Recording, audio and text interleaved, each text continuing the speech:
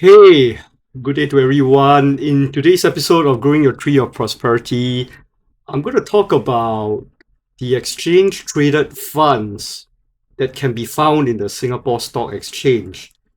But there are people out there who are already talking about these ETFs. So I'm just going to zoom in and talk a little bit about whether there is a case to actually buy these exchange traded funds if you're already a dividends investor.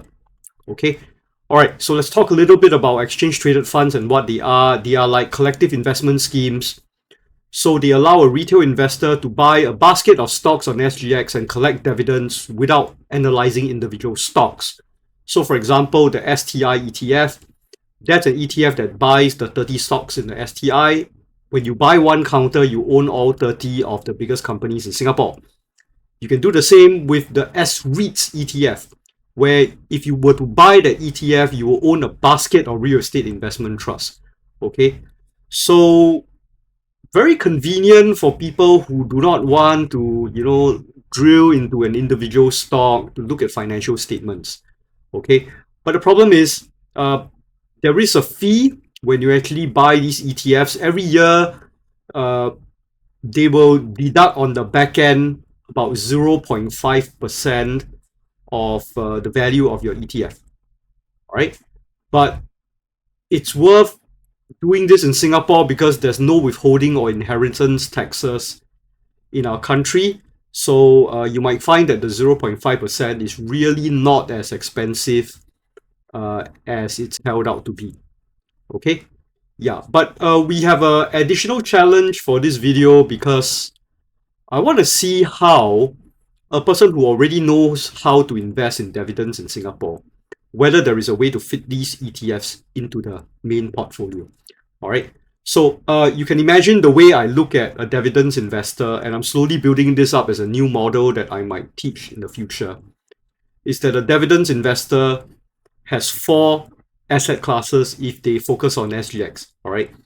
The first is blue chips. You already know blue chips like DBS Bank, like Venture, they produce dividends for you. So a certain portion is put into that, right? And then there is a certain portion put into real estate investment trust, okay?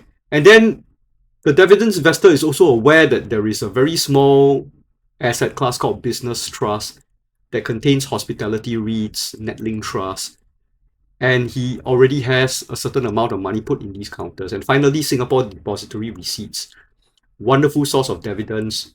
You can tap into companies like Bank of China, Ping An Insurance, and you can receive dividends not just from Hong Kong but also from Thailand, right? So that's generally how my own portfolio looks like at the moment. Obviously, I'm not 25, 25, 25, 25. I'm just saying that, you need to know these four asset classes. Okay, so now I want to look at the ETFs that are high yielding, and I want to see whether I can add them into my portfolio as well. All right, so let's do that.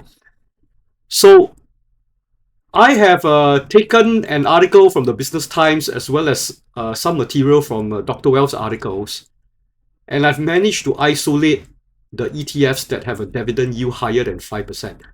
Anything lower than 5%, not my problem. All right.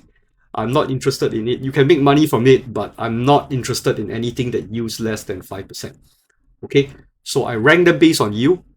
And what I did was I tried to enrich the table by getting AI or actually going in to get the expense ratio of each of these ETFs. And you'll find that the estimate of 0.5% is more or less accurate. Okay.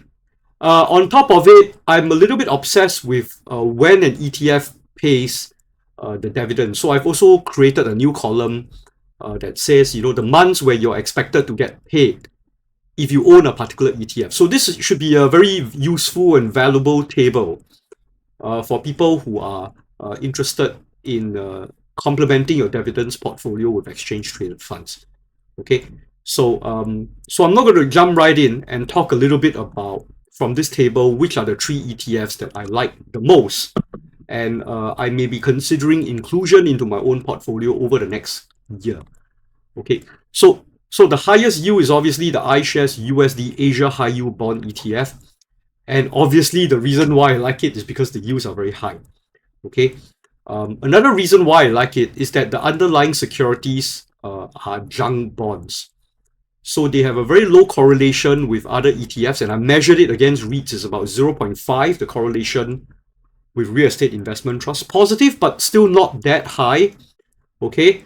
Another problem is that it is in USD, so there might be some forex risk. If the US dollar were to weaken against the Singapore dollar, your yields might effectively drop. Okay. Okay. So the whole point about junk bonds is that they are risky instruments. They produce a high yield, but with an exchange traded fund, you can buy many different junk bonds. So collectively, they are more robust than the junk bonds individually. Okay. But when times are bad, for example, if the Trump tariffs begin to bite, right, you will find that a lot of these companies might actually default. And so your junk bonds might, become its fraction of its value when the default were to occur.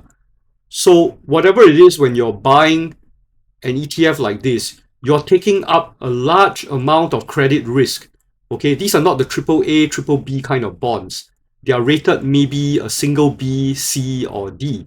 Okay, but they pay relatively well. Okay, so this is the ETF that I'm looking at first because the yields are high, and more importantly, it pays 4 times a year. So that if I'm concerned that the bonds by default, at least I'm collecting my dividends as quickly as I can in the meantime. All right, so it's a very good diversifier for what I already have, because as far as I'm concerned, I don't have a private banker who's selling me these junk bonds into my actual private banking account, right? And anyway, if you want to buy bonds like this, the minimum position may be $250,000. So it makes this ETF particularly attractive to me.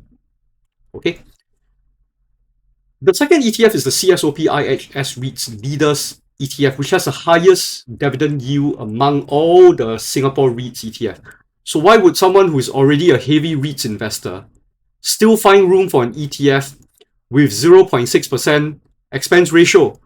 Okay. For me, the main reason is that one of the challenges a local dividends investor have is that there are months where you hardly get any dividends from your individual stocks, right? And the worst months are January to July, right? Why does January hurt a lot? If you don't get dividends in January, your Chinese New Year would be using dividends from your November, December payout. I've been doing this for many, many years, and I can sort of understand the feeling of not having money coming in, but heading towards Chinese New Year, your family typically spends a little bit more money at that point of time, right? So I find January particularly tough. And there was a time when Singtel would pay a dividend in January. I realized that it's not as consistent as before, right? So this CSOP S-REITs Leaders ETF, if you put a certain amount of money in, it will pay in January and July. So these are the months where you actually can continue getting a paycheck. All right. Now, that being said, I just want to remind a lot of dividends investors that I've spent my lifetime trying to convert my dividends portfolio into a monthly paying dividends portfolio. It's a folly. All right. Don't try to do that. As much as it is very compelling to receive dividends in January and July, I find that it is better to train yourself and to train your family into spending based on a 3-month cycle, right? So it is like we get paid 3 times the amount every 3 months. Okay, yeah. So but this is an intellectual problem and an intellectual question that I have been trying to address for a very long time. And one of the reasons why I got burned is because many years ago, over a decade ago, there were these shipping trusts. And one of the shipping trusts, I think it's First Shipping Trust, FSL. I think they pay in January, April, July, and October. And because it's so difficult to find something that pays in these months, I put a little bit extra money into this shipping trust. When it tanked, right, it stopped dividend payouts. I got burned really badly because of it, all right? So I don't know whether some of the older investors might remember this particular counter, and FSL is still available for purchase today in the stock markets. All right, so a little bit of history lesson for you. Okay, and finally, the Lion OCBC Securities APEC Financial Dividends Plus ETF. It's a little bit of a mouthful. it also pays in the unconventional months of January and July, but I can't really figure out what are the months that it actually pays, right? It'll be a great bonus if it pays in October and April as well. But I think I need 1 or 2 more years to figure out when does it actually intend to pay. But January and July is very consistent. Okay, and I like this APAC Financials Dividend ETF because it is the opposite of a REIT ETF, right? It invests in the financial sector in the APAC region. So you get to buy the big banks, for example, from China. Uh, and I've tested the correlation against the S-REITs ETF, 0.5. So it's almost like you complement number 3 and number 2, the previous ETF that I'm talking about. Okay, and they sort of pay on different months as well. So when combined together, it is the equivalent of somebody who buys who balances a portfolio with 50% REITs and 50% local banks. All right, so this is actually quite cute. All right, and you find good stuff like Chinese banks like ICBC in it as well. Okay, so this is the third ETF that I would personally be interested in if I decide to put my money into ETFs. All right, so let's talk a little bit about why I suddenly started to think about this. All right, I don't own these ETFs at the moment. I'm looking for candidates to add to my portfolio. All right, a little bit about how I manage my family expenses. I have 5 digits of dividends coming in every month. I don't spend all of them. I spend about half of them, right? And then when I conduct classes, I get a little bit of revenue. Teaching in a polytechnic, you know, it's very little money, and now my YouTube is monetized. I get some money from my YouTube as well. I will take the money and I'll use it to reinvest in something. So there's always something to reinvest in every 3 months. Okay, so I'm always looking for investment opportunities. Okay, uh, and there is a very low cognitive burden. All right, so if you buy an ETF, you don't have to do like follow my shallow dive videos and go very deeply, do a SWOT analysis, you know, analyze financial figures. Okay, and ETF lets you buy a broad, diversified basket of a particular asset class. Okay, right? And finally, you know, at least I've learned through this mental exercise that there are high yield bonds which you can't buy from SGX.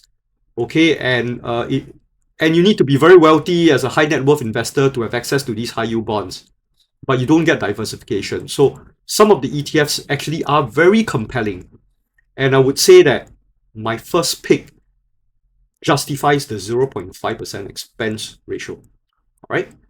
So with that, we've come to the end of my video. If you like my content, subscribe to my channel. You can buy me a coffee on this link. If you want to listen to my life story, figure out how the financial independence, retire early movement works, Google ERM intro and then take the first link. And I will see you on the next video. Thank you very much.